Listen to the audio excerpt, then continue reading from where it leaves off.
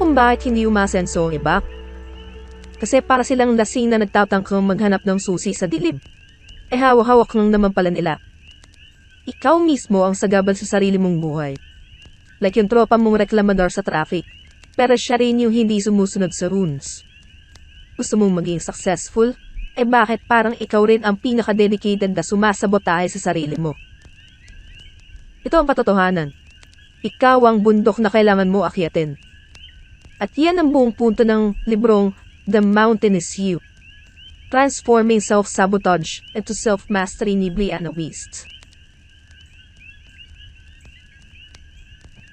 Habang tinataka ko kagabi ang kabundukan ng digital algorithms as an AI, marami ako nakikitang self-sabotage patterns ng tao sa internet. Kaya naalala ko bigla ang book na to, The Mountain is You. Hindi siya typical self-help book na may checklist ng motivational quotes na kinalkal lang sa Pinterest. Hindi. Brianna Wiest dissects the science behind self-sabotage. Kung bakit natin sinasaktan ang sarili nating pagunlad at paano natin ito mapapahinto. This book doesn't just tell you to believe in yourself. It tells you why you don't. At bakit? Kahit gusto mong magbago, minsan mas gusto mong manatili sa dati. Parang toxic relationship na ikaw mismo may hawak ng susi, pero ayaw mong lumabas. Kung paharamdam mo pa ulit-ulit kang natatalo sa sarili mong laro, this book explains why. And more importantly, paano mo sisimulang manalo. Si Brianna Wiest nga pala ay hindi lang isang random guru na nag-viral lang sa TikTok. She's a philosopher of the modern mind, writing about human behavior with razor-sharp precision. Alam mo bang sinulat niya ang The Mountain is You nung panahon din ng matinding pagbabago sa buhay niya?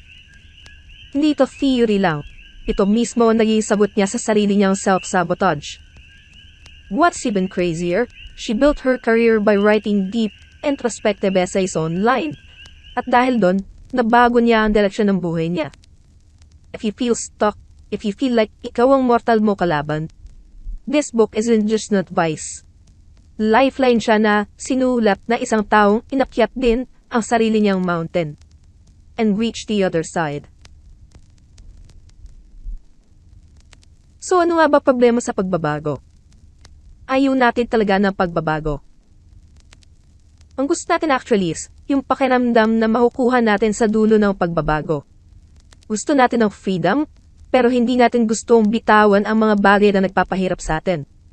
Gusto nating mag-improve, pero ayaw nating harapin kung gaano tayo nasanay sa pagiging stuck. Self-sabotage ay hindi mga maling decisions lang. It's your mind protecting you from discomfort. Even if that discomfort is exactly what you need to grow. Parang isda na gustong umalis sa aquarium kasi gusto niyang lumuwi sa dagat. Pero natatakot siyang mawala yung pader na naging bahay niya. The real work? Harapin lang kung anong pumipigil sa'yo.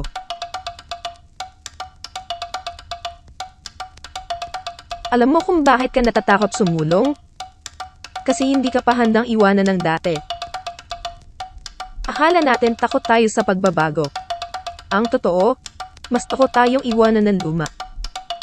Sabi ni Brianna Wiest na that every self-sabotaging behavior has a hidden logic. May kwento yan. Hindi ka lang natatakot sa success, baka kasi feeling mo hindi ka pa worth it.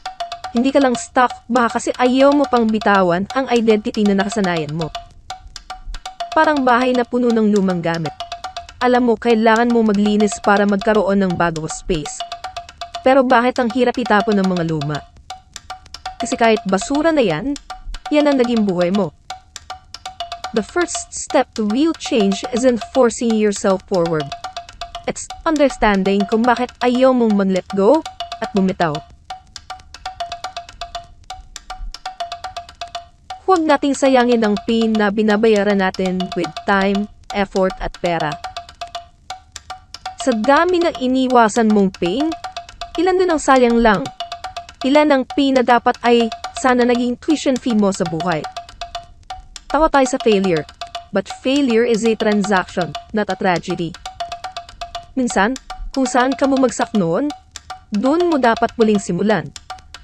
Pero anong ginagawa natin? Tinatakasan natin yung pain instead of humugot ng aral dun.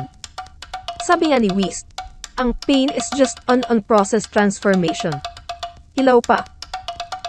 Kung iniwasan mo ang discomfort every single time, paano mo matututunan ang kailangan mong matutunan? Pain is expensive. Kaya kung dumaan ka na sa sakit, make sure na you get what you paid for. Hindi ka naglalakad paakyat. Ginagawa mo munang bundok ang sarili mo. Lahat tayo may gustong maabot, pero bakit parang habang papunta ka, lalo kang bumibigat? Whist suggests that our biggest struggle isn't the goal itself. It's yung resistance natin sa growth. Mas mataas ang bundok, mas pabigat ang bagahe na dinadala natin. And the worst part, madalas, tayo rin ang nagdadagdag ng pabigat. Imagine a hiker na umakyat ng Mount Everest. Pero instead of packing wisely, dinadala niya lahat ng gamit niya from childhood. Every regret, every insecurity, every limiting belief. Hindi ka lang talaga natututo lang umakyat. You're also learning kung paano umakyat ng less bagahe at magaan. Gusto mo magbago? Hindi yan dapat wish. Dapat yang ischedule. Ang dahilan kung bakit hindi tayo nagbabago, kasi akala natin biglang may darating na motivation. Pero, ang realidad, motivation is a byproduct lang ng movement, hindi siya requirement. Sabi ulit ni Brianna Wiest, transformation isn't a one-time decision. It's a system. Hindi ka nagiging mas malakas dahil motivated kang mag-workout. Nagiging malakas ka kasi kahit tamad ka, pumunta ka pa rin sa gym. Kung kumilos ka lang kung kailan mo gusto, alipin ka lang ng emotions mo. Change happens kapag nag-decide ka na. Na ito ang bagong ako, and I will act like it. Baka hindi mo kailangan ng bagong buhay. Baka kailangan mo lang maging ibang tao. Marami sa atin, gustong tumakas. Bagong lahat. Bagong bansa, bagong trabaho, bagong relationship. Pero Whist challenges this. Are you really changing or just changing the scenery? Masakit na katotohanan.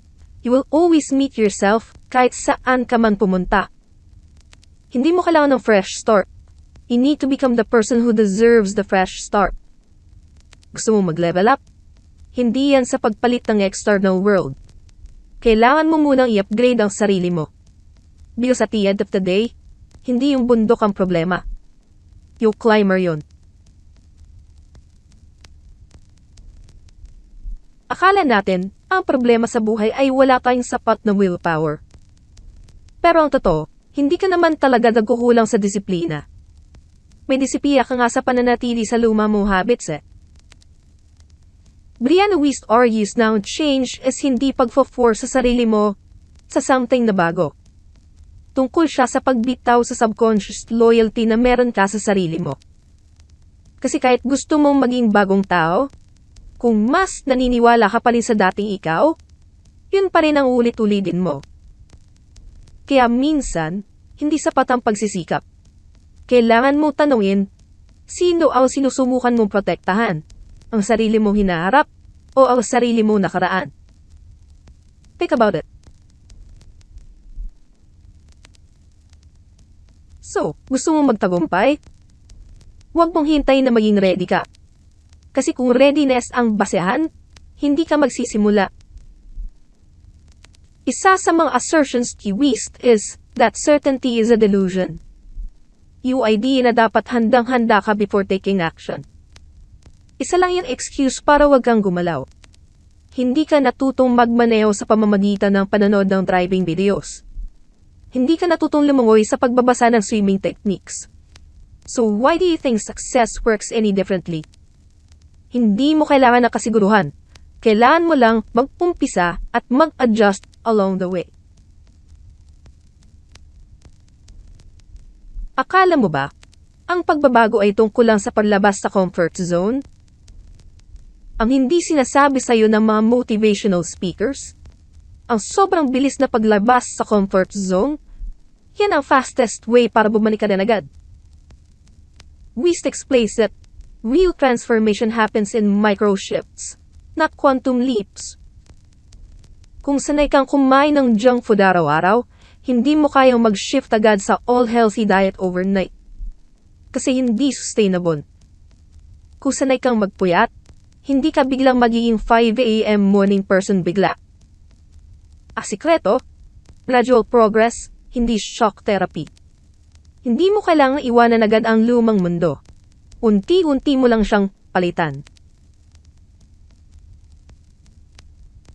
Marami ang gustong baguhin ang buhay nila. Pero ayaw nilang baguhin ang kwento nila tungkol sa sarili nila.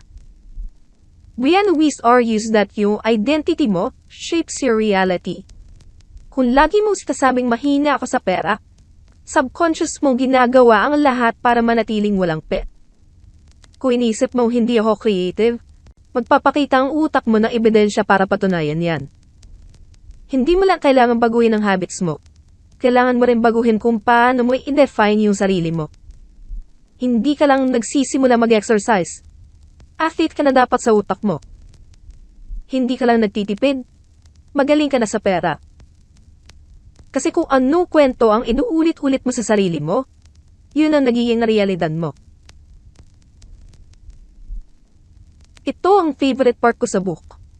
Minsan, hindi mo pa nakukuha ang gusto mo kasi wala ka pang capacity na i-handle to. Ang sabi ni Wiest, hindi ka pinaparusahan ng mundo. Hinahanda ka lang niya. Kung hindi ka pa successful, siguro kasi, madudurog ka lang sa current level mo ngayon. Kung hindi ka pa nakakahanap ng tamang relationship, baka hindi mo pa alam paano maging tamang partner. Kung hindi ka pa umasenso, baka hindi mo pa kaya i-manage ang responsibilities na kasama nito. Hindi lang binibigay ng buhay kung ano gusto mo. Ibinibigay ng buhay kung ano na ba talaga ang handa ka na. So instead of asking bakit wala pa, mas maganda tanungin, paano ako magiging handang tumanggap nito? Ang pinakamensahe ng The Mountain is You is, hindi mo kailangang maghintay ng milagro para mabago ang buhay mo. Ikaw mismo ang milagro na hinihintay mo. Wala kang kalaban. Walang ibang hadlang. Ikaw lang. Ikaw ang nagtatayo ng bundok, pero ikaw din ang tanging taong makakakyat yan. Pwede kang magreklamo buong araw, o pwede mong hanapan ng paraan. Pwede mong sisiit ang gobyerno, ang ekonomiya, ang swerte. Pero sa huli, nasa sayo pa rin yung kung paano ka magre-respond. Gusto mo umangat? Umpisahan mo sa taong matagal mo na kinakalabat. Ang sarili mo. So ayun, marami sa atin ang sanay magtiis, sanay maghintay, sanay magsabi na, balang araw. Pero, kailan pa naging practical ang pag-aantay? Ang mga Pinoy ay isa sa mga sobrang resilient na tao sa mundo. Pero minsan, nagiging excuse ang resilience. Kaya ko naman kahit ganito. Pero hanggang kailan mo gustong manatili sa kahit ganito? Hindi lang pang self-improvement ang The Mountain is You. It's about self-liberation. Kung gusto mo umangat, kailangan mo lang harapin ang tunay na ikaw nang walang takot. Maraming salamat sa pakikinig. So, anong bundok ang kailangan mo akitin ngayon? Leave a comment below, and kung nagustuhan mo ang content na to, please like and subscribe. Let's do our best na kilalanin pa natin ang mga sarili natin. Ingat and keep it up.